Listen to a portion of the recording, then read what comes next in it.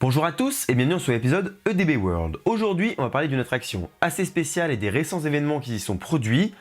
Allez, c'est parti.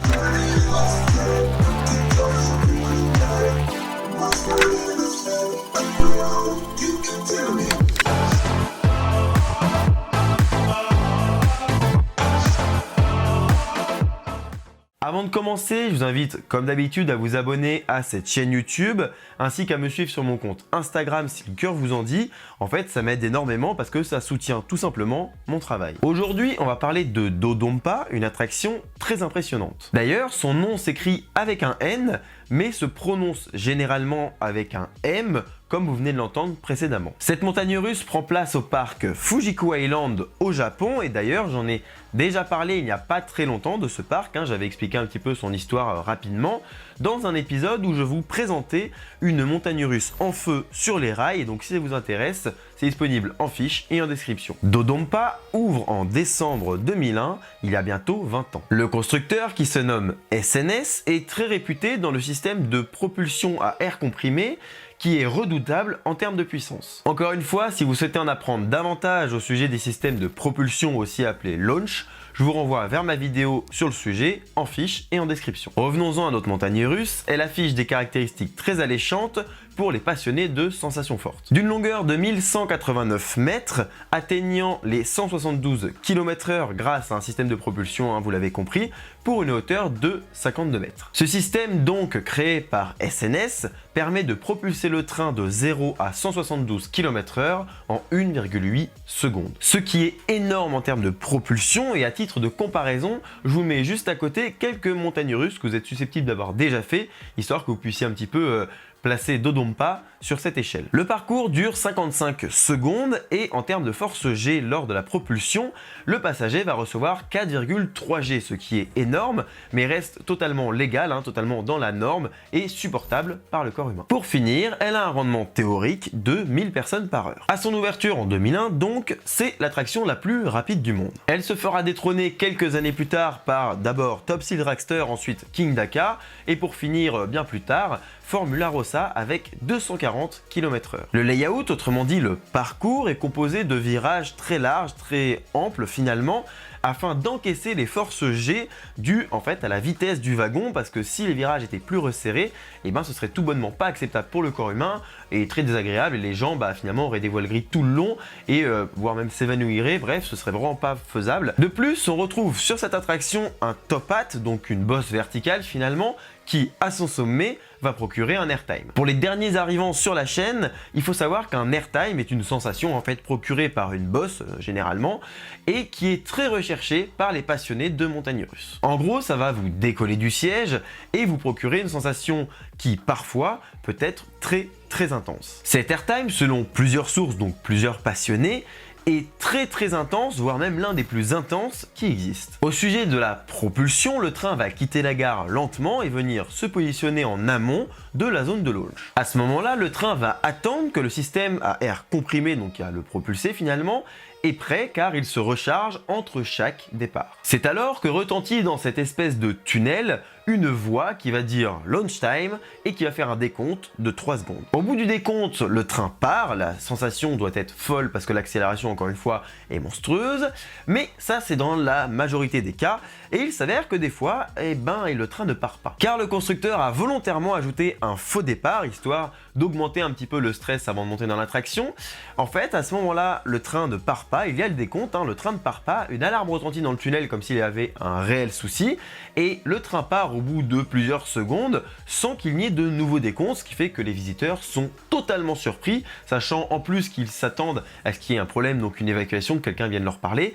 C'est en fait, je pense, pas mal traumatisant pour les gens qui se trouvent dedans et qui donc ne s'attendent pas à un tel départ. En gros, ils se sont amusés à piéger de manière aléatoire les passagers d'un coaster. Donc il faut bien comprendre que ce faux départ existe, mais intervient rarement. Néanmoins, je trouve l'idée géniale parce que en fait ça rajoute une petite touche, une petite originalité au coaster. Le coaster a donc vécu sa meilleure vie de 2001 à 2007 sans problème majeur. Sauf que le 15 mai de cette même année, donc 2007, un morceau de coque se décroche et vient percuter le genou droit d'un homme de 37 ans, le blessant légèrement, je vous rassure, mais bon, le blessant quand même. Plus de peur que de mal donc, parce qu'en final, ce n'est qu'une grosse égratignure. Néanmoins, il s'avère qu'en fait, les morceaux de coque qui se sont décrochés, se seraient décrochés à cause de la vibration. Bah oui, il faut comprendre que le train, il bombarde sur le circuit, ce qui fait que forcément, il y a un petit peu de jeu, donc un petit peu de vibration, il y a aussi des contraintes, des forces très puissantes. Donc en fait, un morceau de coque, un petit morceau de coque, s'est fissuré, s'est décroché, et est venu donc taper le genou d'un visiteur. Il faut savoir que malheureusement, ça arrive, c'est très rare. Ils ont visité tous les autres wagons parce que voir s'il n'y avait pas le même problème sur les autres wagons et sur les autres trains. Heureusement, il n'y avait pas ce problème, c'était vraiment que sur ce train-là. Depuis, ils ont fait très attention, ça s'est jamais reproduit. Peut-être une malfaçon, un petit choc qu'il y avait eu à un moment donné et qui s'est amplifié avec les vibrations.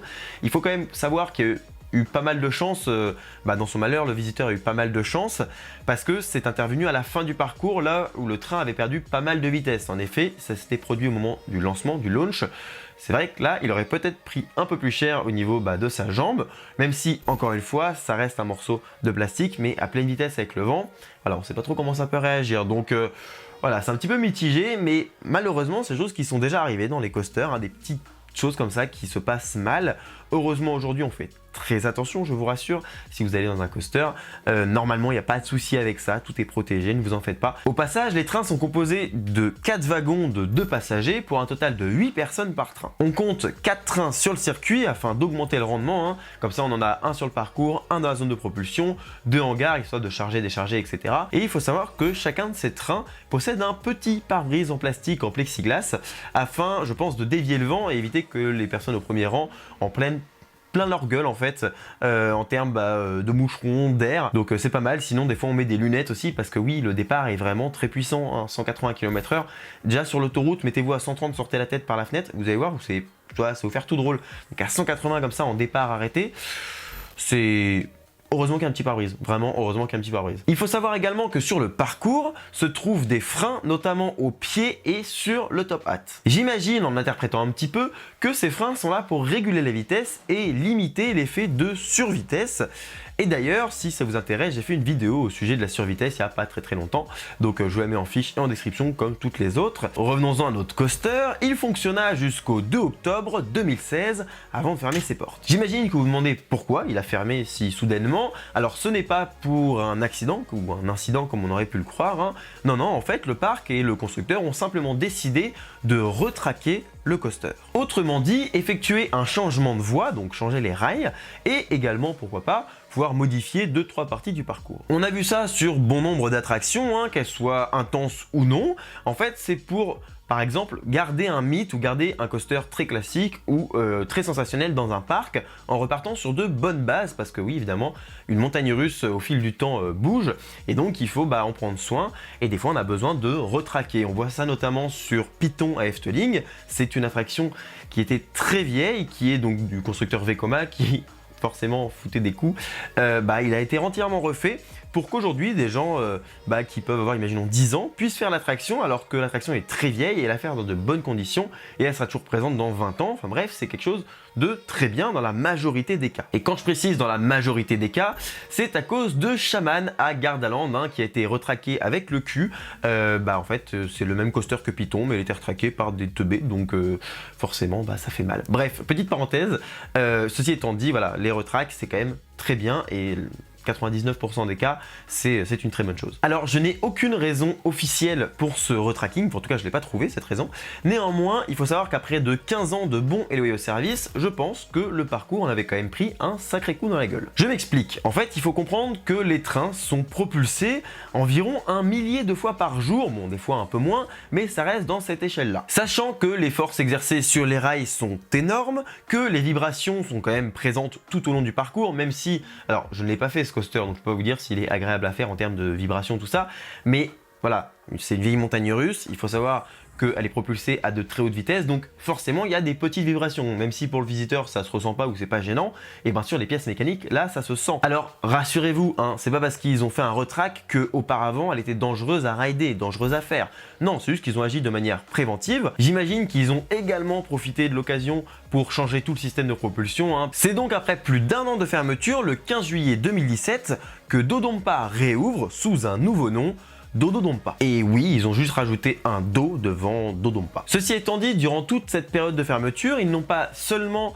changé les rails, ils ont également modifié le parcours et donc supprimé la figure nommée Top Hat pour le remplacer par un looping. Alors évidemment, ça en a fait gueuler certains, et bon, à juste titre, dans la mesure où, je vous l'ai dit, l'airtime est la sensation la plus recherchée sur un coaster, enfin là, l'une des plus recherchées, et ben on a supprimé cet airtime, donc forcément, la plupart des fans l'ayant déjà fait se sont dit « Oula, je ne pourrais plus jamais remonter dedans et refaire un airtime aussi intense, en tout cas sur cette attraction », et ceux qui ne l'ont pas encore fait, moi y compris, et ben on s'est retrouvé à se dire « Merde, on pourra jamais comprendre c'était quoi cette sensation ». Il fait 49 mètres de haut, contre 52 mètres pour l'ancienne figure qui était le Top Hat. D'ailleurs, il prend sa place sur le parcours, ce qui fait que le looping remplace le Top Hat directement. Le reste du parcours est inchangé dans son exécution, mais ce n'est pas tout. En effet, la propulsion initiale, donc le launch, a été modifiée. On pourrait au premier abord penser qu'il a été ralenti, parce qu'on se dirait, et pour éviter d'abîmer davantage la structure ou les trains, ou j'en sais rien, il aurait pu être ralenti,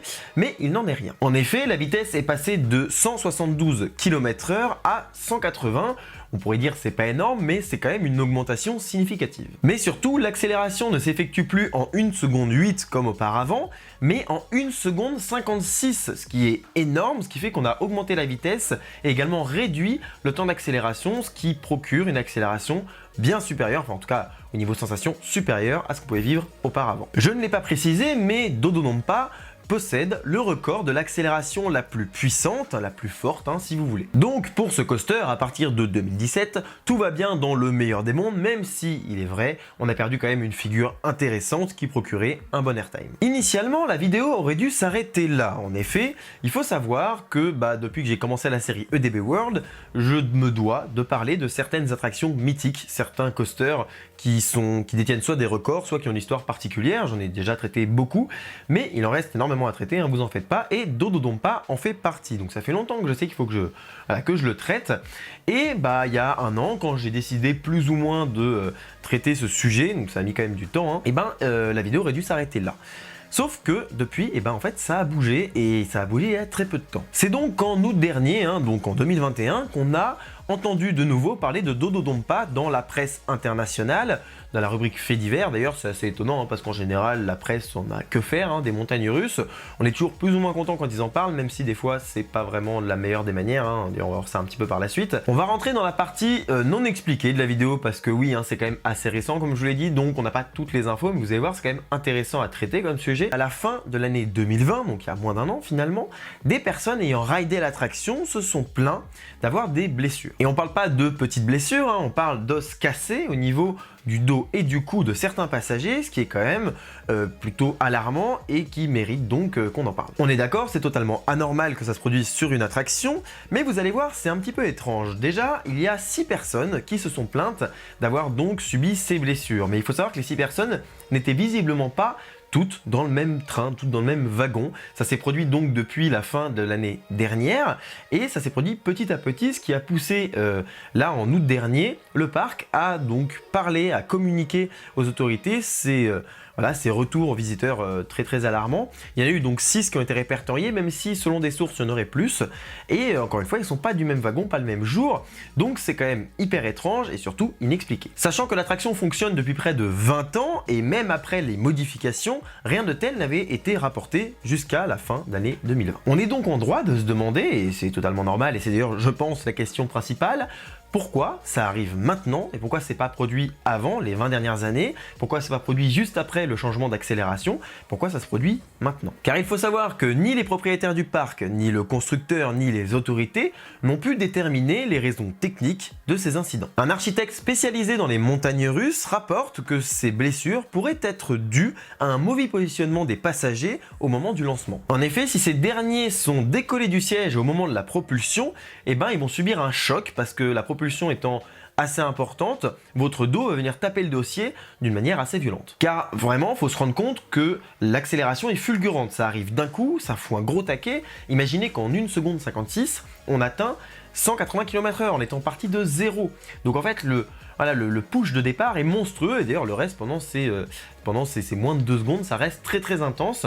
Et donc si vous êtes décollé du siège, même imaginons que vous avez 10 cm décollé du siège, et ben vous allez violemment venir taper le dossier et bah clairement ça peut créer des blessures. Sauf que déjà, les harnais sont des harnais particuliers, vous avez un gros arceau en métal qui passe au-dessus de vous, une barre donc qui vient se poser sur vous qui est tenue par cet arceau en métal, mais surtout ce qu'on appelle une veste, donc c'est une sorte de harnais mou en fait, qui est tendu et qui vient donc vous plaquer sur le siège, vous limitant un petit peu la possibilité de bouger. On peut retrouver ça sur beaucoup d'attractions, sur Space Mountain, à Disneyland Paris, on a ça sur Python Efteling. Alors c'est pas très agréable pour la plupart des gens. Moi personnellement ça va, ça dépend des vestes, ça dépend des attractions, mais c'est vrai que ça plaque bien et qu'on n'a pas vraiment la possibilité de bouger. Donc ça aide au fait que les passagers évitent de s'avancer trop. Petite pause, j'ai omis un détail quand même important au sujet de ces harnais, d'ailleurs je m'excuse un petit peu pour ma voix, hein. En ce moment elle est pas mal cassée. Il faut savoir que les harnais avant le retracking, donc sur les trains, ce n'étaient pas des harnais en métal avec des arceaux et donc une veste, mais bien des simples lap bars, donc quand même assez robustes, vous en faites pas. Mais voilà, ça venait plaquer au niveau des jambes, mais vous avez tout le haut du corps qui est libre. Alors retenez bien ça, j'ai omis de le dire, bref c'est important. Retour à la vidéo. Pour ma part, il m'est déjà arrivé donc de subir un petit choc similaire, bon, sur une attraction bien moins violente, je ne saurais même plus vous dire laquelle, mais je sais que ça m'est déjà arrivé lors d'un lancement d'avoir la tête qui tape ou le dossier qui tape, enfin le dos qui tape sur le dossier, ce qui était très peu agréable, on va pas se mentir, mais c'était entièrement de ma faute parce qu'il est rappelé constamment qu'il faut tenir sa tête, qu'il faut se tenir au harnais et caler bien sa tête, donc la tenir collée au dossier, même si avec l'habitude on commence à de moins en moins de faire sur la plupart des attractions. Sur les attractions lancées type, imaginons Taron, je me rappelle que la dernière fois avec Emma, j'ai dit à Emma au moment du départ, oh là, oublie pas, cale bien la tête parce qu'on sait jamais, quand on n'a pas l'habitude, voilà, ça peut être un peu dur à tenir. Moi j'avoue que maintenant ça va, mais je me demande c'est pas sur Taron déjà que j'ai pris un taquet comme ça. Donc c'est vous dire à quel point c'est facile quand on est un peu, voilà, on oublie un petit peu, surtout quand on a l'habitude, de décoller le dos et de prendre un taquet. Sur ce genre d'attraction, c'est vraiment dangereux. Donc quand on vous dit coller la tête au dossier, faites-le. L'architecte dont je vous ai parlé juste avant a rappelé que c'était de la responsabilité des opérateurs de s'assurer que les passagers sont bien installés, sont correctement assis, tête collée sur le dossier, etc.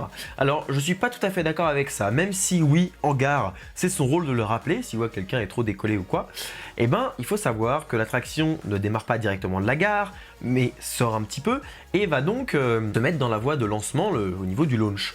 Et à cet endroit-là, on est dans un tunnel, on est loin de la gare et les opérateurs ne peuvent pas voir tout simplement si on est décollé. Et si la personne se décolle au moment où il y a le départ, là on peut rien faire en fait. Donc oui, c'est aux opérateurs de faire de la prévention, mais je ne pense pas que ce soit donc la responsabilité légale, c'est-à-dire que c'est de leur faute s'il y a un souci du genre. Non, je pense que c'est vraiment au niveau prévention. Voilà, il devrait y avoir plus d'informations, peut-être de bien maintenir la tête, mais en tout cas c'est quand même étrange et pour moi ce n'est pas la faute des opérateurs. Ceci étant dit, nous n'avons pour l'heure aucun résultat d'enquête, donc ce n'est qu'une piste très probable, mais pour l'instant rien d'officiel. Même si cette théorie est étayée par donc un visiteur qui a subi les blessures dont je vous ai parlé et qui a donc mentionné le fait qu'il n'était pas bien installé et qu'il était donc décollé du siège, ce qui pourrait expliquer encore une fois les blessures. Pourtant, la question principale dont je vous ai parlé juste avant reste en suspens. Pourquoi ça ne s'est pas produit plus tôt? Évidemment, avec le nombre de lancers, le nombre de personnes qui ont fait en 20 ans cette attraction, il y aurait dû y avoir des gens qui subissent ce genre de choc parce que même si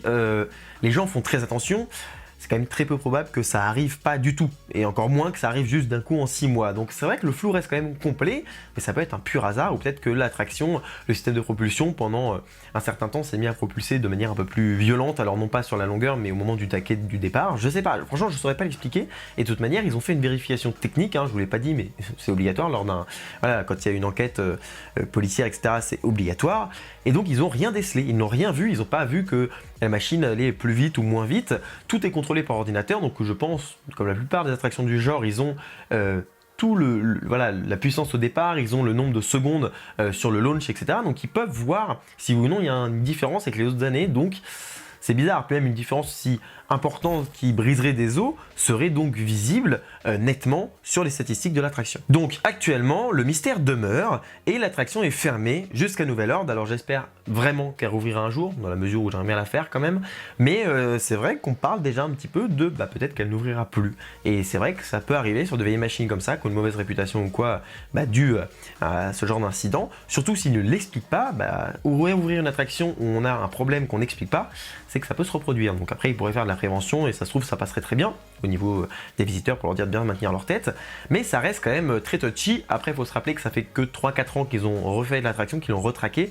Donc c'est vrai que ce serait une grosse perte pour le parc, je pense, de perdre cette attraction et de perdre donc l'argent qu'ils ont mis dans le retrac. Toujours sur le même sujet, parlons à présent des médias. Je vous l'ai dit, ils ont eu la bonne idée de traiter le sujet et comme d'hab, ils sont bien pété la gueule. Le site internet Vice a réalisé un article en anglais sur donc ce fait divers sur les problèmes qu'il y a eu à Dodonpa. Alors bon, l'article est très correct, franchement, voilà, il se lit bien, tranquille, il n'y a pas d'erreur qui m'ont sauté au visage. Bon voilà, c'est un article qui relate des faits, pour le coup, pas rien à dire.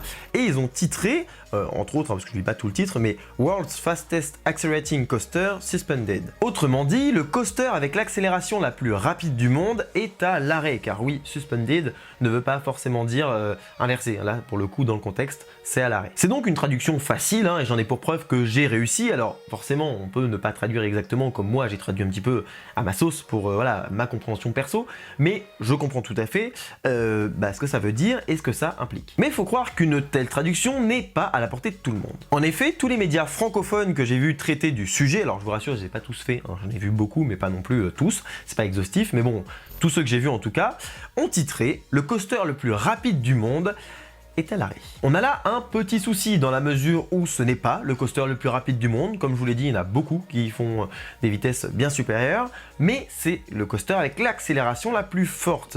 Et c'est con parce que la traduction n'était pas si compliquée. Dans le mot, dans le titre, il y a accélération.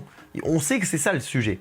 Et c'est con d'avoir si mal traduit, même si dans les faits, ça n'est pas du tout gênant, c'est pas grave, on ne parle pas d'un sujet très grave, mais soigner les sujets pas très graves, ça montre un professionnalisme, ça montre qu'on fait des recherches. Et c'est vrai que là, ils ont tous repris la même chose. Peut-être qu'il y a une dépêche de l'AFP, par exemple, qui a été mal traduite de base, en tout cas arrangée à leur sauce, et qui est donc s'est répandue un peu partout.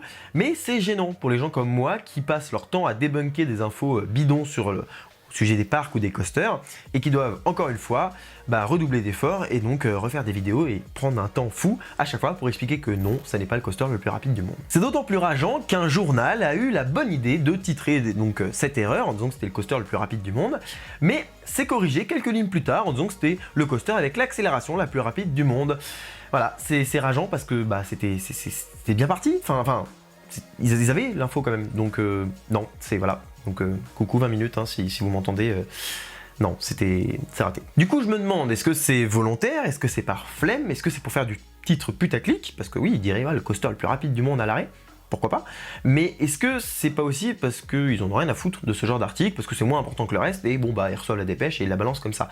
Ce qui moi me gêne pour le coup, parce que à faire un petit peu de recherche quand même, pour vérifier les sources, c'est le but du journalisme, même si encore une fois le sujet est pas grave, c'est important de traiter ces petits sujets, surtout qu'il y a sûrement des gens dans l'équipe qui pourraient se faire la main sur ce genre de sujet et tout vérifier, et c'est d'autant plus rageant que ça arrive H24, ça s'est déjà produit, plein de fois. Chaque fois qu'il y a un fait divers avec un coaster ou un parc, on tombe dedans, à chaque fois.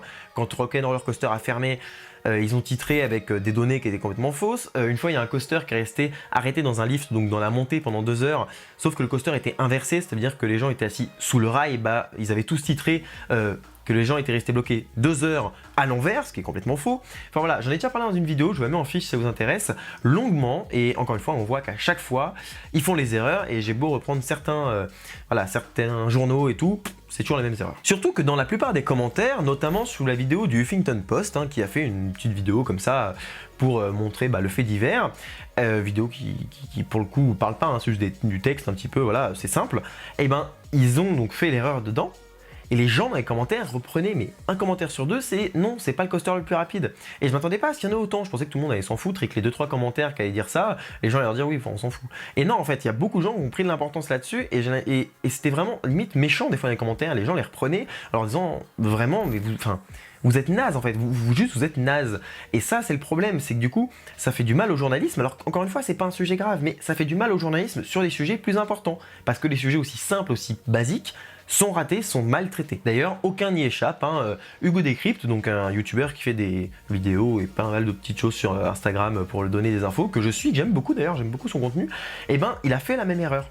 Et j'étais un peu dégoûté parce que je me suis dit, oui, ils se veulent un petit peu, médias plus parlants vers les jeunes qui vont montrer qu'ils font des recherches derrière, etc. Et ils ont quand même balancé l'info comme ça. Et c'est rageant, encore une fois, C'est con, donc personne n'y a échappé. Ils ont tous reçu la dépêche, tous pris les sources à droite à gauche sans jamais vérifier.